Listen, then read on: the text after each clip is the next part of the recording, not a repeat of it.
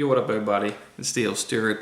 Today's video is about how to create kind of like a character sheet or a character profile for your characters, obviously. So let's just go ahead and get started. I have just a basic list here of different things that I kind of do for my different little key notes. I know some people use actual forms and this and that. I just kind of compiled this list off of different things I've seen on other people's and what I felt like would be more relevant for me and my characters in my story. And I just do almost everything in words, so it's just gonna be on here.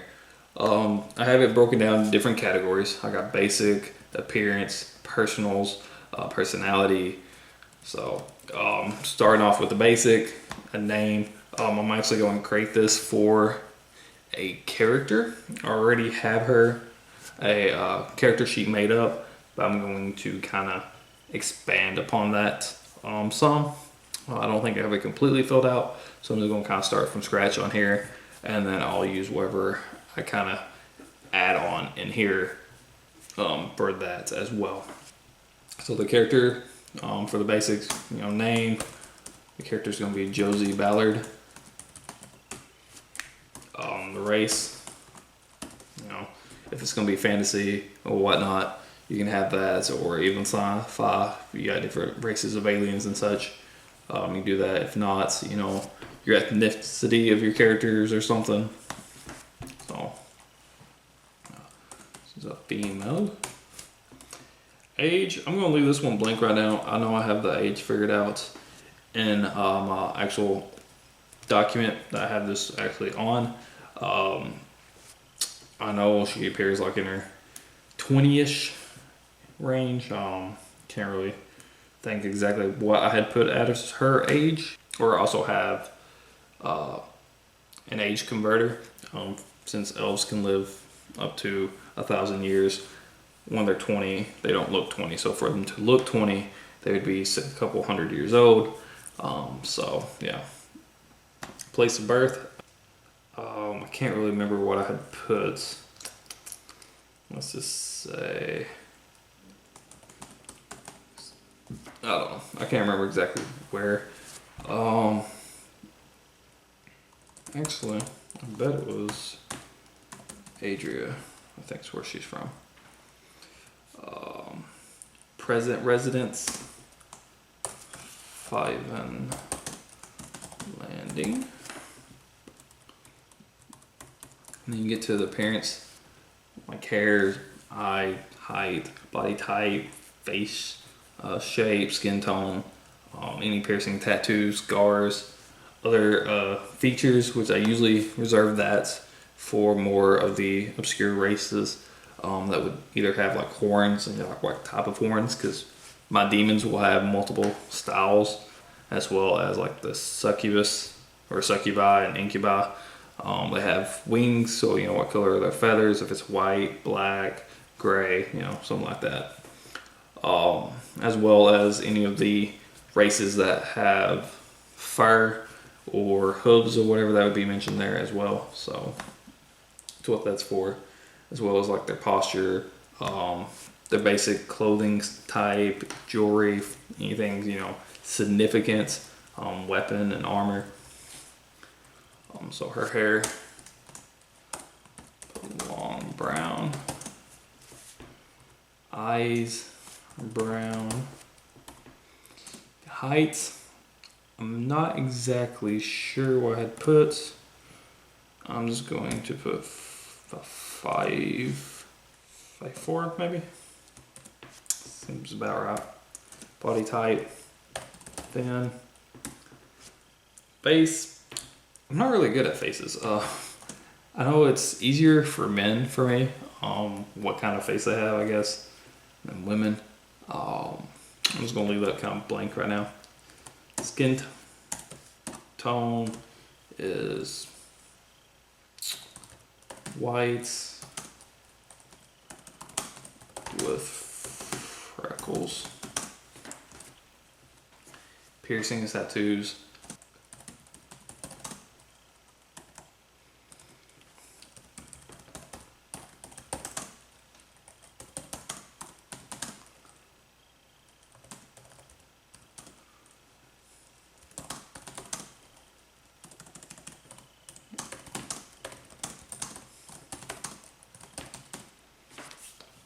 She has tattoos on the top of her hands, like on the back side, and they actually kind of illuminate and glow. So that's cool, I guess. Scars, none. Other, none. Oops. Posture, kind of relaxed. Maybe a little bit on the wild side. Clothes, normal, I guess, for that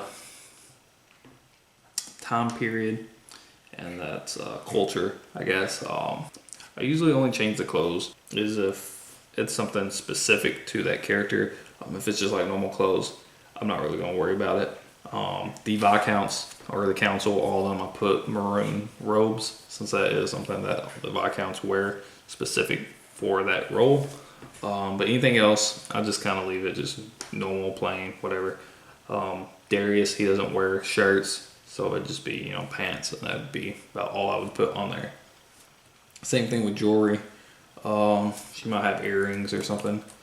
If it's anything very particular, that's I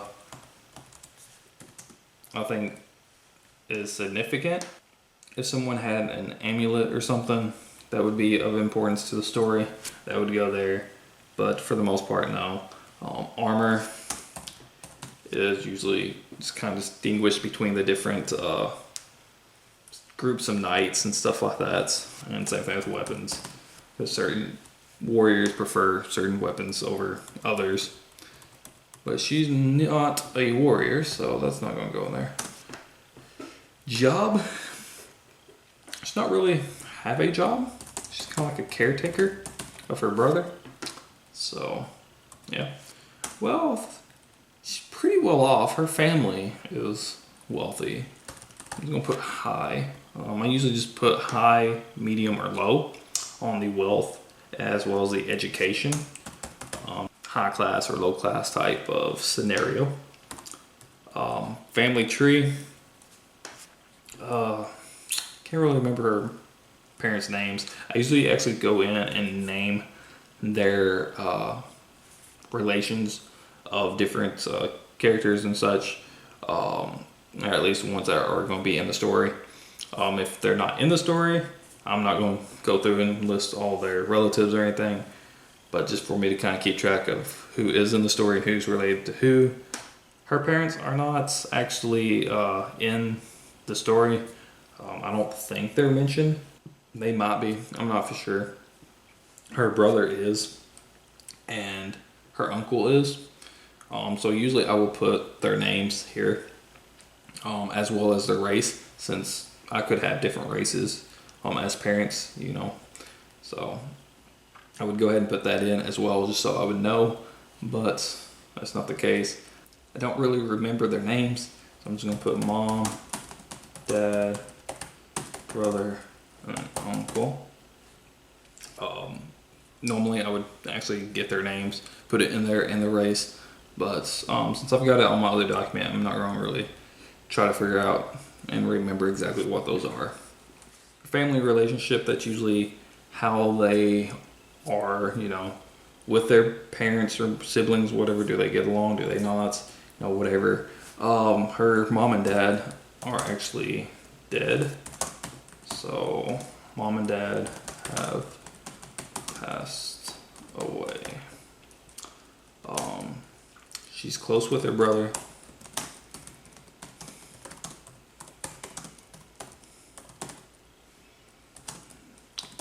And she's close with her brother and takes care of him. And is neutral. Bam, okay. And is neutral with her uncle. Yeah, whatever. Friends. I wouldn't really say she's got many friends. She's more kind of a loner. So I'm just gonna put minimal. For friends, usually I would actually put, you know, allies. I wouldn't necessarily put everybody's names in there that they would be friends with or allies with, but it's more the major components of their arc or their storyline or whatever, or anybody that would be considered like a best friend or something like that. Someone who has a lot of influence on them. If they are just kind of mutual friends, you know, they'd be there for each other if they needed them, but not, you know, anything really tight, then I wouldn't really put that there. Same thing with enemies. She doesn't really have any enemies at this point. I'm sure as the story develops, she will gain some, because there's a lot of conflict in the story. But, you know, starting out, there's none. Same thing with the friends or whatever. When she is introduced, there is a character that she kind of befriends then, but, you know, at the start, it's not, and I'm not going to put it in this video because of possible spoilers maybe, as well as some other things I'm not adding into this video because of possible spoilers. But yeah, beliefs, since there are multiple religions, hers is more Metagore is the god that she believes in. Yeah. Culture, that was mainly put in here for the kingdom or the continent as a whole of Metagore, since there's 6 different kingdoms and the different cultures and the different beliefs and stuff like that. But since she's not actually from Metagore, she's from a different land that also has 2 different kingdoms and has 2 different beliefs. I usually just kind of put the kingdom's name there, as well as up earlier where she currently resides, this and that. But this would be more actually what's her lifestyle is influenced by, not necessarily where she lives, because she could have lived somewhere and been more, you know, associated with a different culture. So that's what this is. But she lives in the Kingdom of Summer Forge, which is where she's always lived, basically. That's where she grew up at, you know. Yeah. Hobbies. She likes to hunt and drink. She's very outgoing, outspoken, very, you know, she can be a wild child at times. As she's gotten older, she's became more of a wild child. She's kind of more refined as a younger, you know, teenage years and stuff. But in her later teens and 20s and stuff, she's been a little bit more out there. Nothing real bad, but yeah. Skills, let's see here. Good caretaker. She takes care of her brother. She's a people person. Very talkative. She can get along with a lot of people. She's very friendly. She's very entertaining. She's a survivalist. Survivalist.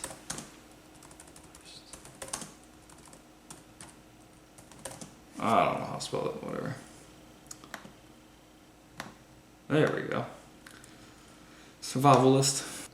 Language spoken. She speaks Gary's, which is the common language of Lafir, which is where she's from. Summerforge is a kingdom on the continent of Lafir. She also speaks Akari.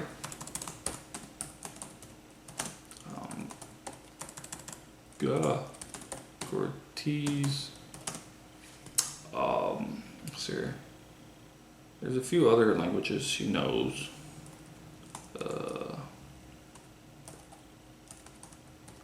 Pinisi, Pachi, Ano. And there's a few others. I can't really think.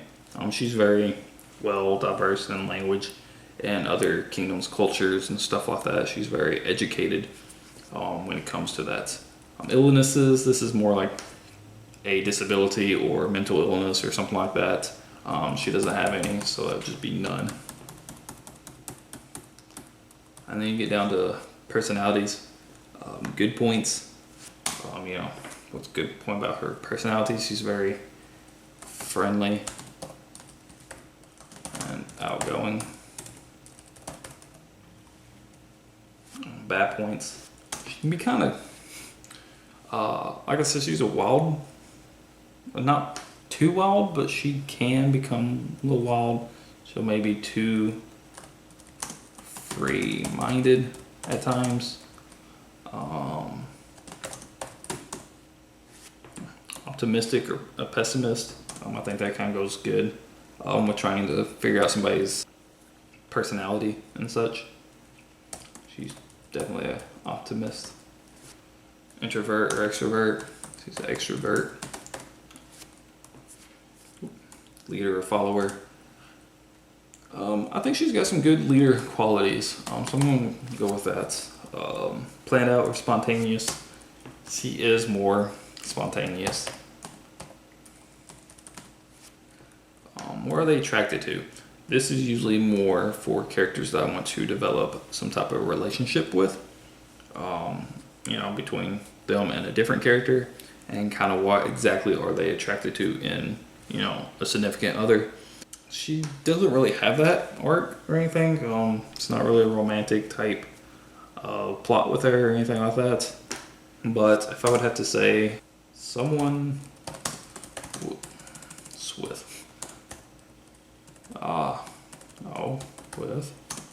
someone with morals, someone who is family oriented, I guess that's how you spell it, and someone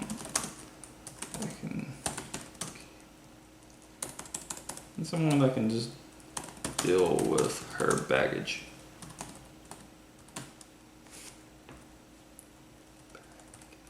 Yeah. Fears.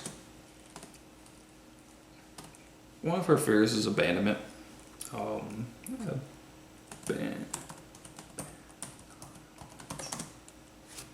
Suck at spelling, people. Her fear would be abandonment. She is very close to people, and she has been abandoned at different times, whether it was people willingly abandoning her or non-willingly. Like I said, her parents have both passed away, so that wasn't like willful abandonment or anything, but she would still have that sense of longing or the feel of being abandoned. And she's left with having to take care of her brother, which what drives her to be that caretaker type of person, because she has to actually take care of her brother because he does have disabilities and other mental issues. Attitude towards others. Like I said, she's very friendly, so positive attitude. Noble events in life that shape them. This point is usually a longer answer than most of the other little questions or bullet points, due to the fact that this is usually their history, their life history, their backstory, what made them to be what they are today. And there is a lot that would go into that for her, and I'm not going to put anything in there. I'm just going to ... because it would be spoilers with her history and some other things, because she's not just going to be in the story, she's going to be in some other stories, yada yada yada. So I feel like if I reveal that, that would be spoiler to one or more of the stories. So I'm not going to reveal that. And what's most important to them? The most important thing to her would be family and feeling wanted, I guess, because she doesn't want to be abandoned, and she was a caretaker of her brother, so she's close with her family, and before her mom and dad passed, she was kind of close to them as well. So yeah, family and feeling wanted. But that is the list of things I have for my character sheet. I do this for every character. I try to fill these out as much as possible. I know I kind of skipped some here and there on this, either if I don't remember exactly what I had put, like for the age, the birthplace. There was actually, the city as well as the land it was on, which her land would be Panora. And then she lives 5 and Landing, Lafayette. And then, even though this says present residence, if they have moved a lot, I would put wherever they live first, and then I would go through and put all the other places that they had lived, like in parentheses or something. So if I start kind of doing like a looking back at their past and stuff, I know where else they have lived and such. Face, I don't think I have anything for that on my other one, but usually I use that for rounded, for more of a younger person, a sculpted or rigid jawline for, more of the brutes like Darius and stuff like that. I know a lot of the liches, since their bodies can kind of decay and age and stuff as they use their magic, more they use their magic, more of a skeletal look that their face will have. So it'll have less fat and skin on it and look more like a skull. So that's one of the things I kind of usually use for that, as well as some of the races more kind of got like a snout type look. The satyrs, the minotaurs, different races like that, or any other distinct type of race. Like my demons, they don't have a nose, as you can tell here. They have more of a nasal cavity. I kind of picture it more like a bat's nose. So yeah, that's what that is. Sorry, did I skip any others? Boom, boom, boom, boom, boom. Yeah, noble events that shaped their life, basically, or shaped them.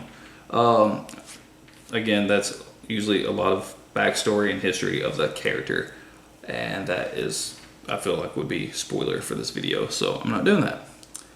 But that is my character for Josie Ballard, which will be in Sovereign Duties, which is book 2 of my Metagore series. She is also in my Gift of a Child side project that I've been working on. And she might be in a couple others. And I had actually thought of doing maybe a companion novel for the Gift of a Child from her point of view, which that would really lend into that whole spoiler with the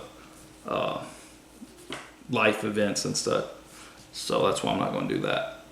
I will just kind of copy and paste this list down below into the description bar, as well as all my other links. You can find me on Twitter, Facebook, Instagram, Pinterest, here on YouTube. I got a website. I got a blog on my website. I have a newsletter you can go sign up for. If you sign up for my newsletter, you can get the first 2 chapters of the Battle for Metagore sent to you for absolutely free. And you can read it, see if you like it, and check it out. And if you do, you can go online and purchase it at Amazon, Barnes & Noble, Books Depository, Indigo, IndieBound, bunch of other places. All those links are down below, so go check that out. There's also a list of different author tubers, links down below, and sometimes for their live streams during the week, so you can go check them out. And if you want to get some writing done at some point, join us in the comments or something. So yeah, I guess that's about it. Peace out, Yoli. Everybody love everybody.